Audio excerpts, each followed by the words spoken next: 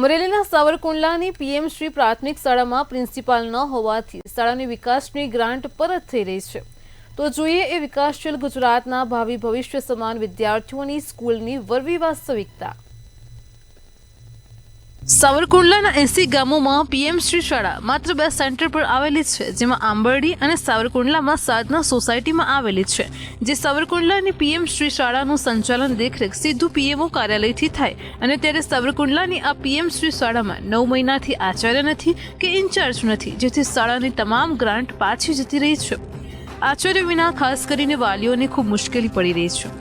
વાલીઓને કોઈ દાખલા કઢાવવામાં, એલસીમાં કે શિષ્યવૃત્તિમાં અને અન્ય ડોક્યુમેન્ટમાં આચાર્ય વગર ભારે તકલીફ પડી રહી છે। અહીં 9 મહિના દરમિયાન શાળામાં 5 લાખથી વધુની ગ્રાન્ટ પાછી જતી રહી છે। સફાઈની ગ્રાન્ટ હોય, સ્કૂલની અંદર રિનોવેશનની ગ્રાન્ટ હોય, આવી ગ્રાન્ટો વાપરવામાં પણ ઘણો પ્રશ્ન થાય છે અને ગ્રાન્ટો પાછી પણ વહી ગઈ છે। બાળકોને પ્રવાસ માટે લઈ જવાની તો પ્રવાસની ગ્રાન્ટ પણ પાછી વહી ગઈ છે। માત્ર આચાર્ય વિહોણી સ્કૂલ હોવાના કારણે આ સ્કૂલની અંદર એટલી તકલીફો પડી રહી છે। તો અમારી માંગણી એવી છે કે તત્કાલ આચાર્યની આ સ્કૂલની અંદર નિમણૂક કરવામાં આવે। હાલ શાળાને ખૂબ નુકસાનીનો સામનો કરવો પડી રહ્યો છે। અહીં શાળાના જે ફંક્શનો થાય છે તે પણ લોક ફાળાથી કરવા પડી રહ્યા છે। લોકો પાસે, વાલીઓ પાસે હાથ ફેલાવવામાં આવી રહ્યા છે।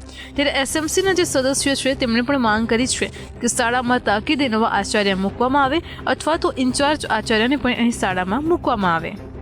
પરંતુ કૌશિકાબેન મેડિકલ ઇલનેસના કારણે છેલ્લા 10 દિવસથી રજા ઉપર હતા, એટલે આચાર્યની જે ગ્રાન્ટ વપરાશ છે એનું કાર્ય કદાચ એમની ગેરહાજરીમાં બાકી રહ્યું હોય છે, પણ હાલમાં એમને આવતીકાલથી હાજર થાય છે અને અમારા એસએસસીના કોર્ડિનેટર રૂબરૂ જઈ અને જે કંઈ ગ્રાન્ટ છે એની તાત્કાલિક વ્યવસ્થા કરી અને ચાર્જનો તો પ્રશ્ન સોલ્વ થઈ ગયો છે, પરંતુ ગ્રાન્ટ વપરાશનો જે પ્રશ્ન છે એ અમે 2 દિવસમાં સોલ્વ કરી આપશું।